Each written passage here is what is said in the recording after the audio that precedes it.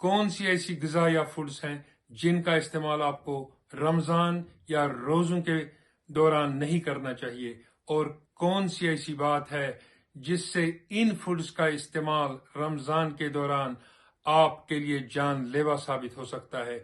जानेंगे आगे इस वीडियो में। हेलो एवरीवन, मैं हूं डॉक्टर जावेद और आप मेरी चैनल डॉक्टर जे को देख रहे हैं। दोस्तों, कहते हैं ना कि इंटरमिटेंट फास्टिंग, जिसमें हम एक स्पेसिफिक टाइम पीरियड के दरमियान ही खाते हैं और बाकी वक्त पे हम कुछ नहीं खाते, वेट को मैनेज करने या वजन को कम करने के लिए सबसे बेहतर तरीका है। और जब आपका वेट या वजन कम हो जाता है तो उसकी वजह से बहुत सी डिजीजेस कंट्रोल में आ जाती है।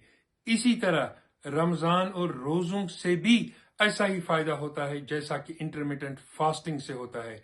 लेकिन अगर आप रमजान में डाइट का सही तरीका इस्तेमाल नहीं करेंगे तो आपको फायदे के बजाय नुकसान ही होगा। आज के इस वीडियो में मैं आपको बताऊंगा कि कौन से ऐसे 4 टाइप्स ऑफ फूड हैं जो आपको कतई तौर पे रमजान में इस्तेमाल नहीं करने चाहिए। ये मैं ऐसे ही नहीं बता रहा हूं, इसका साइंटिफिक रीजन मैं दे रहा हूं कि ये 4 किस्म के फूड्स या ग़िज़ा आपको रमजान के दौरान क्यों नहीं इस्तेमाल करने चाहिए।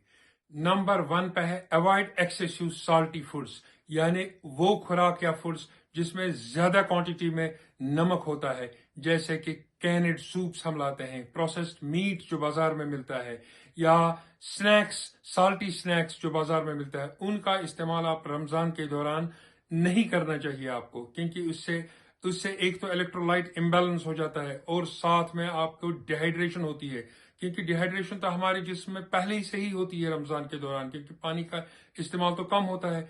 और जब आप एक्सेसिव साल्टी फूड्स का इस्तेमाल करते हैं, इसकी वजह से डिहाइड्रेशन और भी बढ़ जाती है। डिहाइड्रेशन और इलेक्ट्रोलाइट इम्बैलेंस की वजह से बहुत से हेल्थ इश्यूज होते हैं और बहुत से हेल्थ कॉम्प्लिकेशंस हो सकते हैं। इसलिए आपको एक्सेसिव साल्टी फूड्स को रमजान के दौरान अवॉइड करना चाहिए। नंबर 2 पे है अवॉइड कैफिनेटेड बेवरेजेस।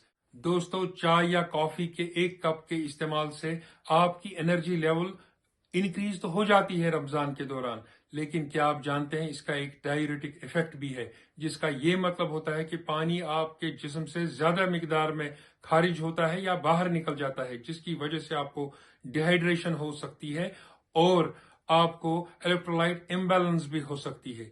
इसके अलावा कैफिनेटेड बेवरेजेस या कॉफी, चाय के ज्यादा इस्तेमाल से कैफीन इंड्यूस्ड हेडेक भी हो जाता है और साथ में आपके दिल की धड़कन भी तेज हो जाती है, जो रमजान के दौरान आपको और ज्यादा तंग कर सकती है।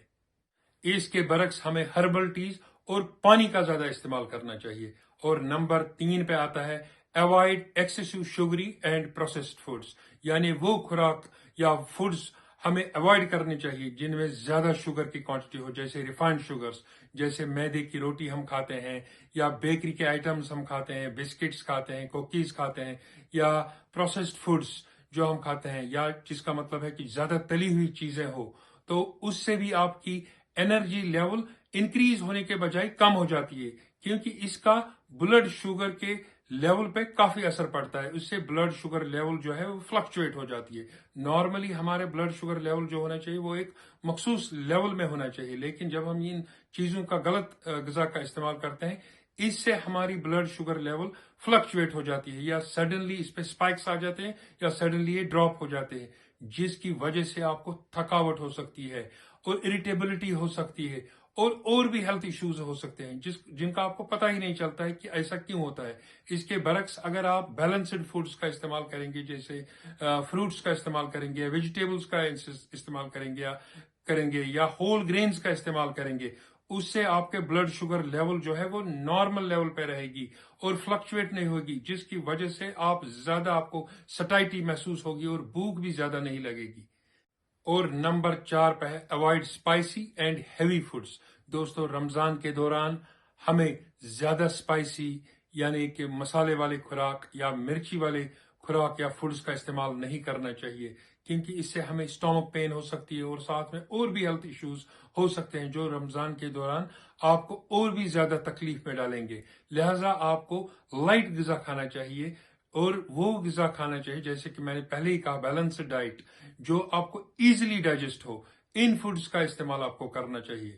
دوستوں میں نے کتنے آسان طریقے سے آپ کو سمجھایا کہ آپ روزوں کے ساتھ ساتھ اپنی صحت کا بھی کس طرح خیال رکھ سکتے ہیں رمضان کے دوران ان باتوں پہ عمل کر کے.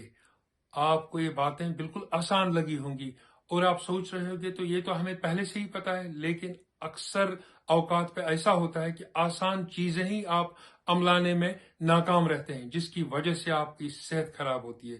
لہٰذا آپ کو میرے ان بتائے ہوئے طریقوں پہ عمل کرنی چاہیے.